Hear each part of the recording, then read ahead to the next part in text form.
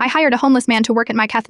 Yesterday, I discovered why his resume listed executive Ellenshit at the Belmont Hotel. When Marcus showed up for his interview, he was carrying everything he owned in a weathered backpack. His clothes were clean but worn, his beard neatly trimmed despite clearly living on the streets. Something in his eyes, a mixture of pride and desperation per time, made me take a chance. His resume claimed he'd been an executive arrest at the Belmont, one of the most prestigious hotels in the city. I assumed it was a lie, but his knowledge of kitchen operations seemed legitimate. I needed a line cook, not an executive chef anyway, so I offered him the job, a small advance for clothes, and connected him with a local shelter. For 3 months, Marcus showed up early, worked harder than anyone, and never mentioned his past. He transformed our simple comfort tamarni with subtle suggestions. Panan, what if we added a balsamic reduction here, or this could use a touch of saffron? Our regular customers noticed. Business increased by 30%. Yesterday, a well-dressed woman in her 60s walked in during our lunch rush. She took one look at Marcus working the line and froze. Marcus looked up, recognition flashing across his face before he quickly returned to plating an order. Good afternoon, Mrs. Harrington. The woman turned to me, her eyes wide. Do you know who you have working in your kitchen? This man created the most celebrated dining experience in the city for over a decade. After the rush, I found Marcus sitting outside staring at nothing. So the Belmont wasn't a lie, I said, sitting beside him. No, he replied quietly. I was executive Yetites there for 12 years. His story came out slowly. A successful career, a beautiful wife, a perfect life. Then his wife was diagnosed with an aggressive cancer. Insurance covered only a fraction of the experimental treatments. He liquidated their savings, sold their house, worked double shifts. She died anyway, he said, his voice hollow. I was left with nothing but debt. I started drinking.